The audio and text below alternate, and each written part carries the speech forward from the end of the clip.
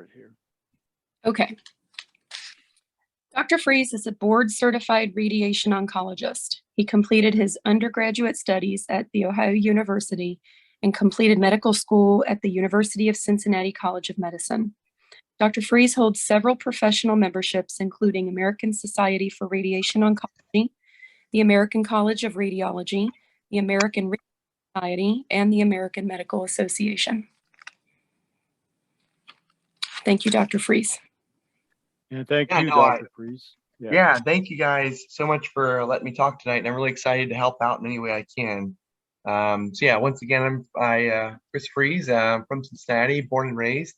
And this talk tonight, I really want to try to keep it an open discussion. So obviously, I want you guys to get as much out of this as you can. And my big pitch I always make, I want to say outright is, once again, I'm not here to sell you. I love radiation oncology, which is obviously we'll have a radiation oncologist. But I think what's obviously very important to you guys is that you feel comfortable with whatever choice you pick, no matter who it's with, and really just trying to do whatever you can to help better your disease control and also quality of life. So my talk really is going to focus on a few questions that were posed before all this, before the meeting, and then I want to leave the bulk of the time really just for question and answers and whatever I can do to help out. So to kick things off, so really, yeah, once again, go through the 4 questions and try to keep things open-ended though on the back end. So first question, and I feel like this is one of the more common ones we always get, is radiation or surgery? And that's a huge loaded question, and there's a lot that goes into it. And I think really the big picture is they're both equal. No matter what you pick, there's no difference in outcomes between surgery and radiation.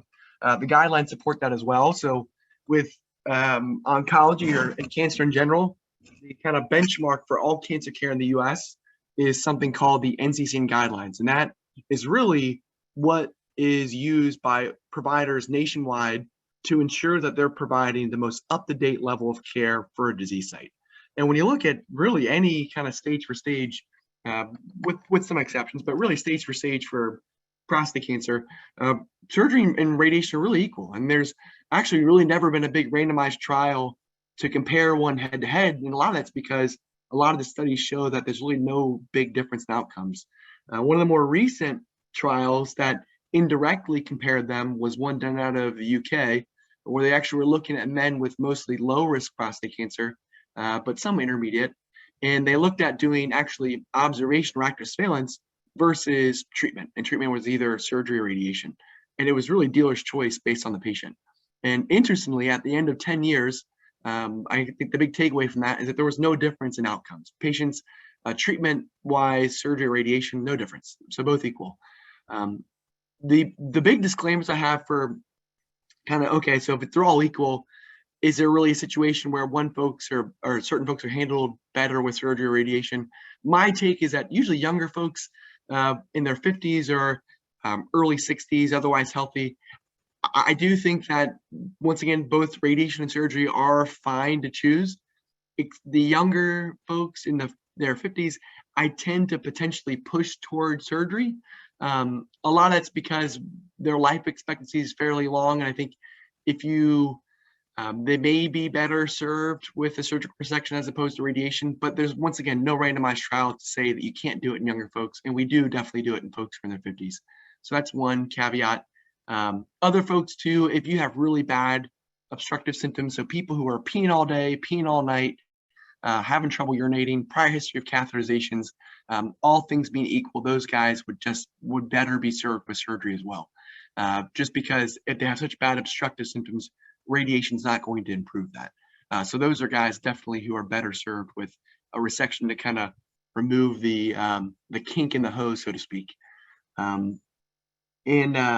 But yeah, and overall though, I hope that kind of clears some things up though. But really, what I always tell patients when they meet with me for radiation is, at the end of the day, both options are great. If you pick surgery, that's a terrific way to go.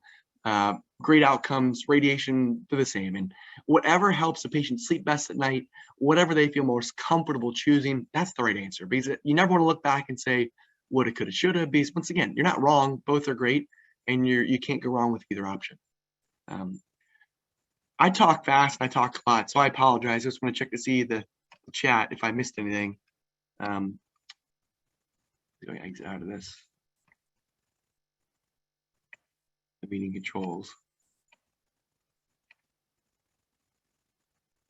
All right, we'll go on to the next. I tried to pull up the, and I apologize, I'm trying to see if I can find the chat screen. I can't see that yet. Okay, so I can try not missing anything.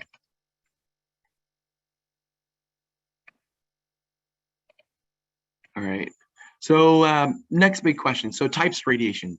There's really many different types out there. A lot of it, the confusion is because back in the old days, I don't want to say old days, but not too long ago, 10 years ago, most folks received what's called conventional radiation, which is daily, Monday through Friday, 5 days a week for 7 to 8 weeks. And more recently, there's been a few big trials, a couple here in the US and multiple done in Europe, where they said, okay, if radiation outcomes are good at 8+ weeks, can we shorten the treatment and still provide the same side effect profile, same outcome, same quality care for patients? And they showed you can. So in Europe, there's been a couple big trials that looked at comparing a little over 6 to 7 weeks of treatment to 4 weeks of treatment, and they were shown to be equal at 10 years. And in the US, they did a similar trial where they looked at doing a little over 5 weeks compared to your classic 8+ week treatment. And once again, equal, no difference in outcomes, no difference in side effects. So the new trend in the US or worldwide is to really shorten out the treatments and do essentially anywhere from 5 to 4 weeks. There's also another type of radiation out there as far as fractionation goes called SBRT, you've probably heard of, which is a 5 treatment course, which is once again, usually every other day or twice a week for anywhere from 2 to 3 weeks. And it's just a higher dose per day, but less treatments. There's a few trials. One actually just finished accruing in the US, trying to compare that to regular fractionated, or actually a 4-week course of radiation or a 5-week course. So we're hoping to have some big randomized trials come out here soon to show that they're relatively equal. But we have good data though, and there's already a lot of great data over 10, 15 years, if not longer, showing that SBRT is safe and presumably equal to all other courses of radiation. There's nothing to say that it's not. So I think all things being said, the guidelines support it, that SBRT or hypofractionated or conventionally fractionated are all great choices. They're all absolutely the same. A lot of it's really just patient preference as well as care provider preference, whatever they're kind of more used to doing overall. But once again, they're equal, no difference. There's other things too, and I know that gets even more confusing. There's something called brachytherapy, which is also a great option of therapy, which is seeds, or there's actually even a type of brachytherapy using needles. And there's also combinations of brachytherapy with external beam or brachytherapy with hypofractionated or the shorter course of radiation. So there's truly a million and one ways to skin a cat. For the most part, all different modalities are the same. And it really is just patient choice as far as what they think would best suit them and what they want to go through.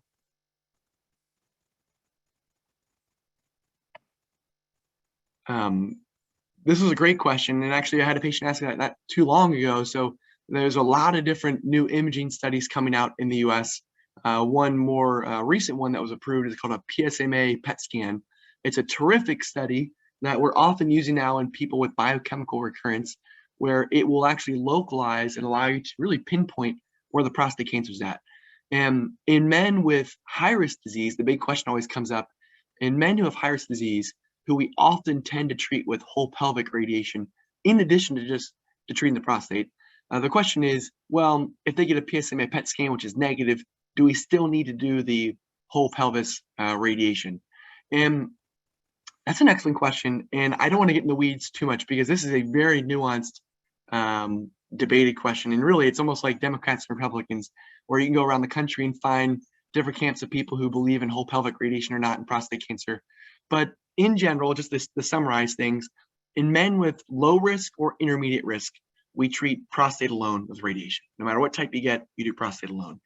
In men with higher risk disease, there are classically some people who would treat lymph nodes in addition to the prostate, and other folks who would treat prostate alone.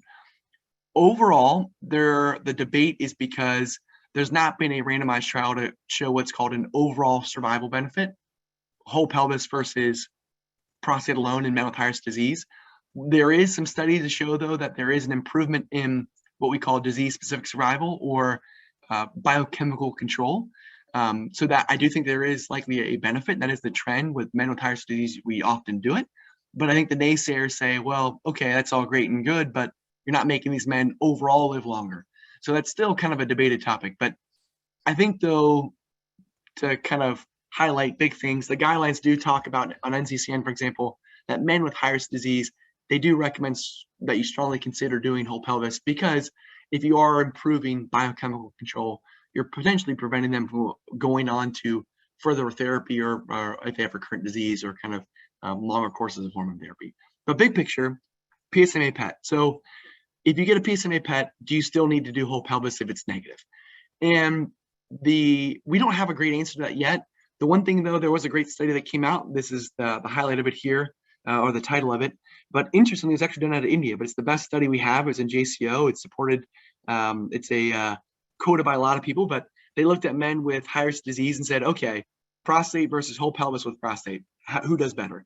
And once again, no benefit in overall survival, but they showed an improvement in biochemical or PSA control, as well as an improvement in disease-specific survival, meaning the odds you die from your cancer. So overall, it was a positive study, and I think people do support the use of whole pelvis. But what's interesting, up to 80% of the men on this trial had a PSMA PET before they underwent treatment. So these are all guys, presumably, with node negative through the most thorough imaging we have, but still had a benefit from whole pelvic radiation. So I think even though PSMA is a great new tool, the trend is still, even if you have a negative PSMA, to still do whole pelvic radiation.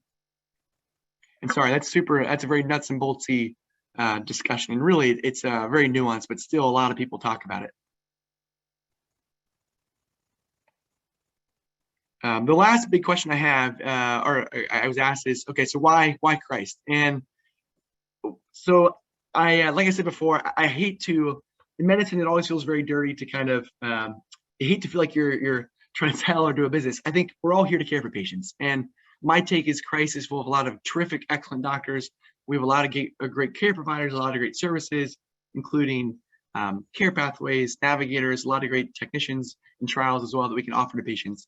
And I always tell folks whenever they come to meet with me that my job as a provider, as a doctor, first and foremost is, one, to give them information. And I think at the end of the day, the patient's the boss. They're in the driver's seat. Whatever they want to do, whatever they're most comfortable with, I support that, and I will do whatever I can to make sure that they are informed and also have whatever tools they need to make the decision for their cancer. And there's a lot of great doctors in the city, in other institutions, including UC and St. Elizabeth. So really, I think that the most important thing as a patient is that you are comfortable with your doctor and feel that you are have a good relationship, so you are comfortable then to go forward with treatment.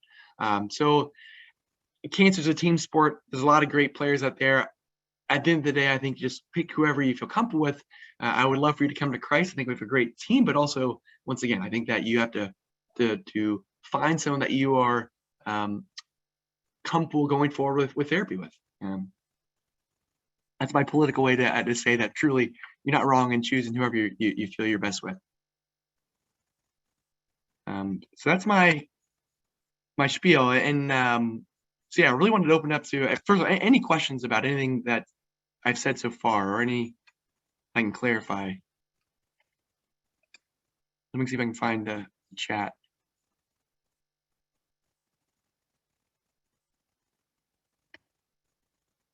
I have not had any questions through the chat yet.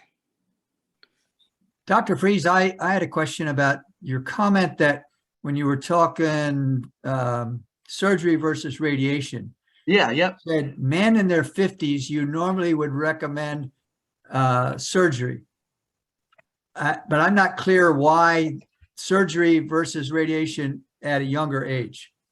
Yeah, this is a terrific question. So now, once again, this is not based off randomized data. This is not based off randomized trials. So there really is nothing to say that you cannot treat a younger patient with radiation, and you can still go to many institutions around the country and they will still offer you. And once again, I've treated folks in their 50s, and that's not wrong if patients are interested. I think the one thing that I always mention is, so you've probably heard of folks who get surgery potentially can get salvage radiation if they recur. And you've probably heard the often folks talk about, well, if you get radiation, we're often told that we cannot get therapy or surgery after. I don't want to delve into that too much because we do local therapy now for men who have recurrent local disease and radiation. Often that's either cryotherapy or brachytherapy or other local treatments. So that's not off the table. But still, men can get radiation once again if they get surgery. There's been a few randomized trials looking at the role of adjuvant or what we call salvage radiation in men who have recurrent prostate cancer after they've had surgery. Overall, there is a benefit as far as what we call biochemical control, meaning if you get surgery and your PSA recurs, we know that there's a better chance, all things being equal, of your PSA being salvaged or controlled a second time with radiation. The trials are mixed as far as, does that make you live longer? Meaning, okay, we're controlling your PSA, but are you going to live more years compared to if you did not get radiation and just got standard routine monitoring or hormone therapy down the road? And once again, there are some studies show that there's probably survival benefit. There's some that are mixed and don't show a benefit.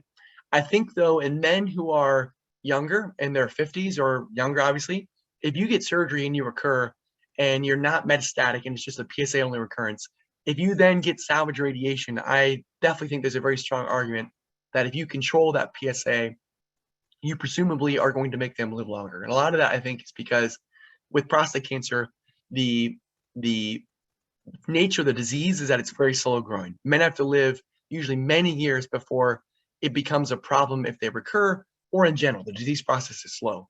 So for men to have a benefit from treatment, you obviously want them to live a long time to kind of fulfill the benefit and I guess make the juice worth the squeeze, so to speak, as far as side effects from the therapy. So I think in young men, though, where we presumably expect them to live a very long time, those are the guys who, when you're looking at salvage radiation, probably benefit the most.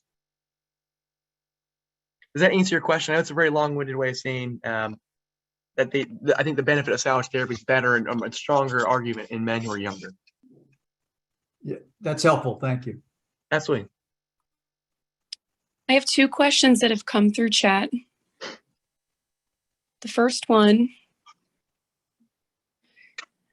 I had my prostate removed 9 years ago. I had salvage radiation after my PSA rose. After my PSA was rising again, I opted for is it Axumin PET Yep. scan that showed activity. In a second opinion with Cleveland Clinic, they recommended doing focused radiation on the lymph nodes in parallel with 6 months of ADT based on results of a recent study. My radiologist in Cincinnati agreed to do this. I'm still waiting to see the results with the 6-month PSA. He indicated if the PSA rises again, we would likely go through the same process again. Your opinion of this process? Yeah, I mean, great question. So I don't know, obviously, all the ins and outs of your case in general. Presumably, this is what we call oligometastatic recurrence. So in the big buzzword of all oncology is what's called oligometastatic disease. What that really means is, so when you have cancer, I don't want to get too in the weeds, but when you talk about it spreading, obviously disease, so cancer in general is a normal cell. So it's a cell that you have, that's a normal healthy cell that at some point decided to become immortal. So all of the cells in your body have an expiration date. After a couple of weeks of life, they die off and replaced. A cancer cell is a cell that has jumped on the line and says, the heck with that, I'm going to live forever. So it makes a deal with the devil, it mutates, it grows uncontrollably, and at some point that cancer will grow, or that tumor, it will go to a point where it needs to search out new food and find a greener pasture. So it will spread outside, for example, to lymph nodes or distant mets. That's really what cancer is. And when you look at cancer, once it's spread outside either the regional lymph nodes or in a distant site, we call it metastatic. And classically, those patients are not curable, and we tend to treat them with chemotherapy or hormone therapy alone, and in some cases use radiation to help slow things down or for symptom control. And not too long ago, there were some theories that came about that said, okay, not all cases of metastatic disease are created equal. There are these certain diseases or metastatic cases where the biology is different and it's more focused, meaning the disease does not shower all over.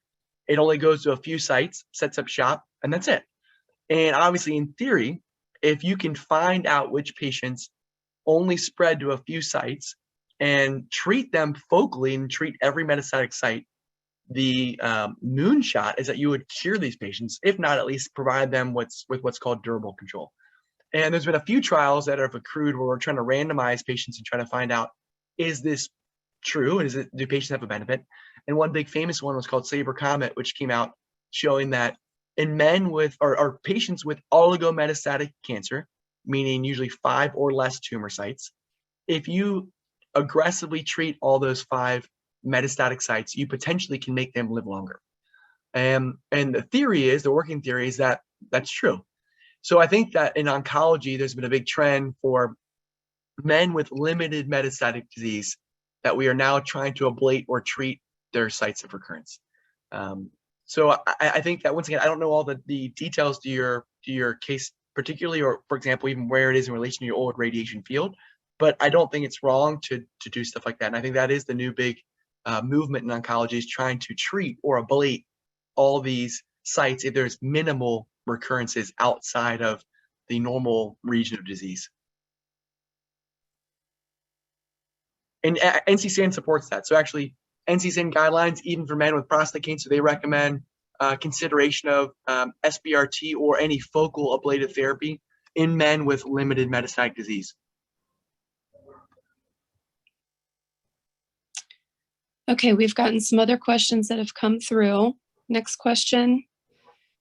Discussion of best treatment options for men currently receiving ADT, Eligard, and best treatment option when ADT is no longer effective. I've been receiving 3-month Eligard injections for the last 2.5 years when my prostate cancer returned after my prostatectomy. Is anything besides Eligard recommended for me now, and what will be the best treatment when Eligard stops working? Yeah, that's a great question. So, and a lot of this too depends on, once again, confirming that there's no metastatic disease or things like that with the machine, but all things being equal, just the PSA rise that's no longer responding to hormone therapy. There's lots of new tools out there. So sometimes we kind of double down on the hormone therapy, meaning adding on 2 different types of androgen deprivation drugs to kind of dual blockade. There's also these other newer targeted medications such as abiraterone, enzalutamide, apalutamide, which are kind of these 2nd-generation prostate cancer drugs that are showing great promise in men who are now castrate-resistant to their disease. Other things too, they're patients who are chemotherapy is one thing we hold in our back pocket, but docetaxel is always an option in the future too if things were to grow or progress. But yeah, there's lots of other drugs out there that are now being used in men with castrate-resistant hormone therapy. So often what I recommend men do is that if they're no longer responding to hormone therapy, is discuss with the medical oncologist. I often will refer folks to a medical oncologist to discuss what other next steps are out there to then try to kind of rein things back in and get a hold of that PSA. But yeah, there's lots of new drugs and lots of good promising options for folks with that type of disease. Okay, next question. What is the timetable for the availability of PSMA scans in Cincinnati? What is the timetable, if any, for the availability of, is this luteum? Yeah, lutetium. Okay, 177 Yep. PSA therapy in this region of the country. So that and the PSMA scans. Yeah, great question. So PSMA is already here. We actually have it at Christ this month. It's at UC, I believe it's at Jewish. It's also at the VA hospital, I believe. So it's pretty widely available in Cincinnati. We've already had a lot of patients obtain these scans, so definitely available in the city. Lutetium is another great new drug. It's a radio labeled medication that is used to treat men with metastatic prostate cancer. And I believe at this time it is available at OSU. So definitely we've had folks go up there and receive lutetium. That's a great question. We actually talked about that this morning, trying to then now bring it here to Cincinnati. I do not know if they offer it at UC, but we are, I know in the process we've discussed at least trying to ask around and see if we can offer that here at Christ. But as far as I know, I believe the closest is OSU, and they are offering lutetium in men who have refractory metastatic disease. Okay, next question. I'm probably going to mess this up a little bit, but what numbers should we be regularly monitoring for possible biochemical recurrence? At what point should we consider the numbers we're monitoring warrant follow-up treatment? Some say to use 2 ng/ml above nadir. Am I saying that right? Yeah, yep. Others say to use PSA doubling time and other patient-specific factors because biochemical occurrence often occurs before the 2 ng/ml threshold is reached. There's a little bit more to this question. Do you want me to stop there and then keep going? That's fine. Yeah. So, great question. It depends on the type of therapy you had. So, in folks who've had surgery, the classic answer is a biochemical recurrence is 0.2 or above. In reality, if there's a positive PSA after surgery or a persistently positive PSA, presumably that is residual cancer that's left behind. So they're recurrent. But in general, the classic answer is 0.2 or above is your threshold for failure. Radiation's a little bit different. The classic number is, like you mentioned, 2 or above the nadir. So meaning if you bottom out at 0.5, and that's your steady spot, at some point, if you then rise above that, we often want folks to get above 2.5 before we call it a true failure. A lot of that's because in men who get radiation therapy alone, the odds your PSA is undetectable long-term is roughly 30–40%, potentially actually even less. So most men will have a detectable PSA, but it's low, ideally less than 1, but often it's detectable but low. The thinking is some normal prostate tissue survive the treatment, so you'll always possibly have some detectable PSA. But once again, in general, external beam, about 30 plus or minus % of men will have an undetectable. Most of the times it's low and stays low. It can take about up to a year to 2 years for men to reach their nadir, meaning that lowest point. And then the trend is what you follow. We do have this phenomenon in prostate cancer in men who've had radiation called a bounce, a PSA bounce. And that is actually a PSA that rises temporarily. And so often we put the threshold at a 2 or above because men can, if they're followed over a long period of time, who have a detectable PSA, it can kind of go up and down every once in a while. So we don't get too worked up unless it persistently rises. That trend continues to go up. That's where you get worried. Okay, next question, and there are still maybe 4 others in here. Which PSMA PET scan provides better results? Alluxix, PSMA 11, or Pylarify?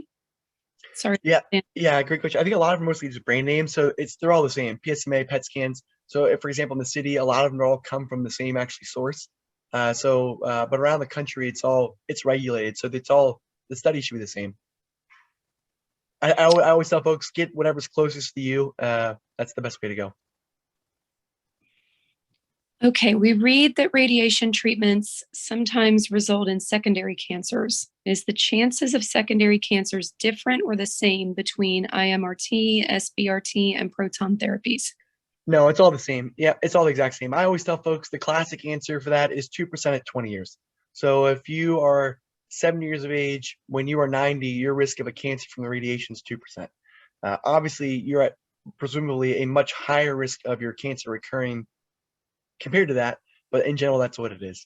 That's also another argument for men who are younger. So and the folks who are in their 50s or younger, it's not wrong to say, okay, well, if it's 2% when they're 70, if they're 50, then if you think, oh gosh, they have another 20, 30 years, what will that number be? And I think that if you are in your early 50s or, gosh, God forbid, in your 40s with prostate cancer, I think that it's not wrong to say, okay, well, they are at a higher risk of a cancer from the radiation if you follow them out 40 years. But yes, that's the classic number. But yeah, it doesn't matter what type of radiation you get. It's all the same. 2 other questions in here for now. Feel free to put in the chat other questions if you have them. We hear more and more about the use of radiation and ultrasound being used to treat BPH. Systems like Tulsa Pro and focal laser ablation are being repurposed to handle this problem. What are your thoughts for this type of treatment for BPH? Yeah, that's an excellent question. So I do not know too much about the actual specific radiation side related to BPH. I have heard, I know folks doing anything from HIFU to prostatic artery embolization, various things that are really doing excellent work, I think, in improving people's symptoms related to that. But as far as the radiation goes, I do not know of the data to support, like specifically like brachytherapy, for example, or IMRT, and I've not heard of that used yet. But yeah, I think definitely HIFU or different things in that realm that treat BPH is absolutely fine, and folks use it a lot. Okay, last question in here for now. What is the average life expectancy of men with castration-resistant prostate cancer? Yeah, gosh, that's a very loaded ending question. Usually it depends. I mean, it depends, one, if the patient's metastatic. It depends if the disease is still just undetectable and biochemically recurrent. So it's variable. But it can be anywhere from a few, usually a couple years. But once again, I think that's in men with metastatic castrate-resistant prostate cancer who are failing other therapies. Usually it's a couple years. But if it's biochemically recurrent without any evidence of metastatic disease, presumably longer, because things are still slower to progress.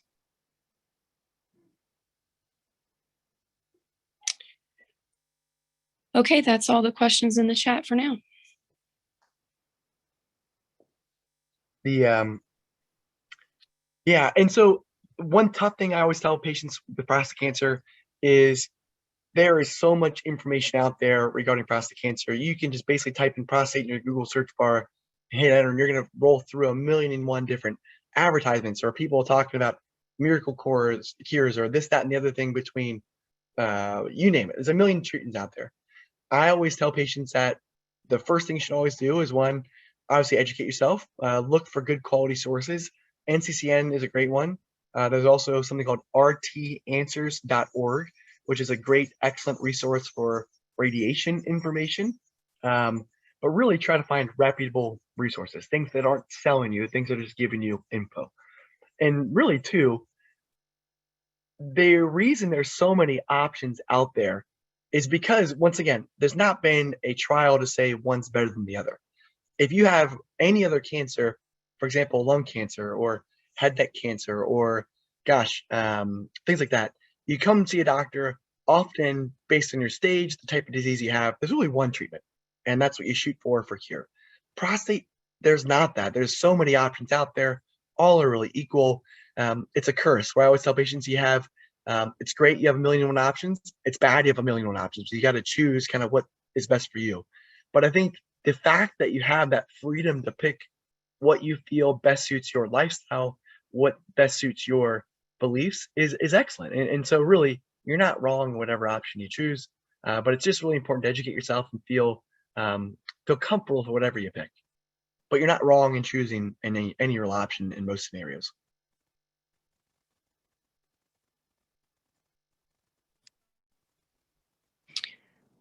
No other questions in the chat.